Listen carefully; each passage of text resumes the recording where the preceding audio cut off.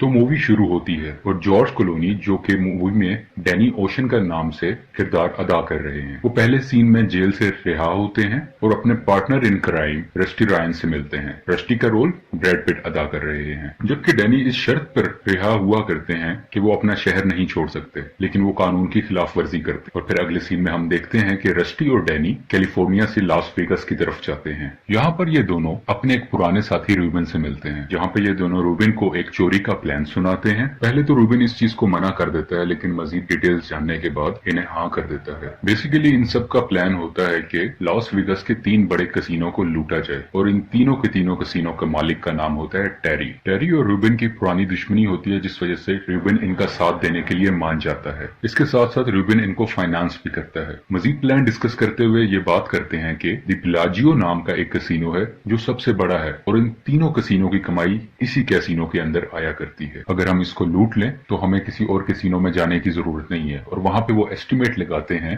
160 million US dollars. अगले scene में हम देखते हैं कि डैनी और रस्टी अपनी एक टीम बनाते हैं, जिसमें मुख्तलिफ स्पेशलिटी के लोगों को ऐड किया जाता है। कोई सिक्योरिटी का माहिर है, कोई कैसीनो मैनेजमेंट बहुत बेहतर तरीके से जानता है, और कोई बहुत अच्छे तरीके से एक्सप्लोजिव का काम जानता है। तमाम टीम के मेंबर्स बहुत ज्यादा तैयारी करते हैं। वो नजर रखते हैं कि बेलाजियो कैसीनो के बाहर कितनी सिक्योरिटी है, कितने लोग हैं, कौन आता जाता है, कब स्टाफ की शिफ्टिंग होती है, और बहुत से मामलात पर ये नजर रखते हैं। और इसके साथ साथ बेलाजियो कैसीनो में जो सिक्योरिटी वॉल्ट होता है, ये लोग उसकी सेम कॉपी बनाते हैं ताकि उसको तोड़ सकें और उसके सिक्योरिटी सिस्टम को चेक कर सकें, ताकि जब असल में चोरी करने जाएं तो इन्हें कोई प्रॉब्लम पेश ना आए। यहाँ पे डैनी को पता चलता है कि उसकी एक्स वाइफ, जिसकी उससे डाइवोर्स हो चुकी है, वो डैनी ओशन की करंट गर्लफ्रेंड है। अब क्योंकि टेरी डैनी के बारे में जानता है, तो जिस दिन चोरी होनी होती है उस दिन डैनी खुलेआम कैसीनो में जाकर बैठ जाता है ताकि वो सबकी नजरों में आ जाए, और टेरी उसे देखते ही शक का शिकार हो जाता है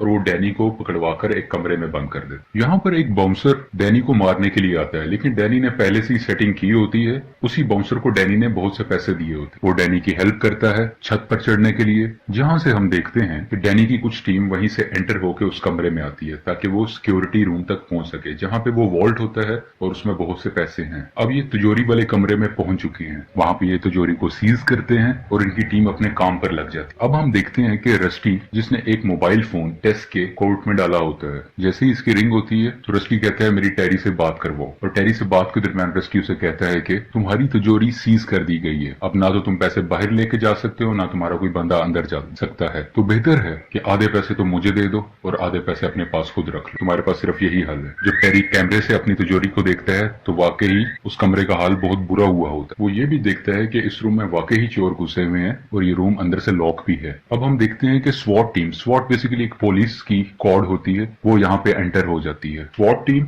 और अंदर तिजोरी के मौजूद लोगों में आपस में फायरिंग एक्सचेंज होती है, और यहाँ पे स्वॉट टीम एक जोर का धमाका करती है, और जैसे ही धमाका करती है तो अंदर जो कुछ बहुत पैसे होते हैं वो भी धमाके से जल जाते हैं, और थोड़ी देर में स्वॉट टीम वहां से निकल जाती है अपना जरूरी सामान लेकर। टेरी यहाँ पे बड़ा परेशान होता है और वो बार बार वीडियो की फुटेज देखता रहा, और उसे एकदम रियलाइज होता है कि उसने कुछ अरसा पहले तिजोरी वाले कमरे की जमीन पर बेलाजियो लिखवाया था, जो कि इस फुटेज में मौजूद नहीं है। अब ये क्या होता है, तो होता यूं है, डैनी की टीम के सिक्योरिटी एक्सपर्ट्स एक झूठी इमेज टेरी को दिखा रहे होते हैं, जो बेसिकली उनके ट्रेनिंग वाले कमरे की होती है, और यहाँ डैनी और उसकी टीम मुकम्मल तरीके से टेरी को बेवकूफ बना चुके होते। और अब हमें पता चलता है जो स्वॉट टीम थी वो कोई और नहीं बल्कि डैनी की ही टीम, और वो उन बैग्स में से अपना सामान नहीं बल्कि टेरी के बचे हुए पैसों को लेकर जाते, और वो सब उनके सामने से ही गुजर जाते हैं और किसी को शक नहीं हो पाता कि इन बैग्स में पैसे हैं या स्वॉट टीम के अपने वेपन्स और सामान। अब हम देखते हैं कि डैनी ओशंस अभी भी उसी कमरे में लॉक होता है उस बाउंसर के साथ, जहाँ पे टेरी ने उसे बंद करवाया होता है। टेरी को मुकम्मल भरोसा होता है कि इस सारी चीज के पीछे डैनी का हाथ है,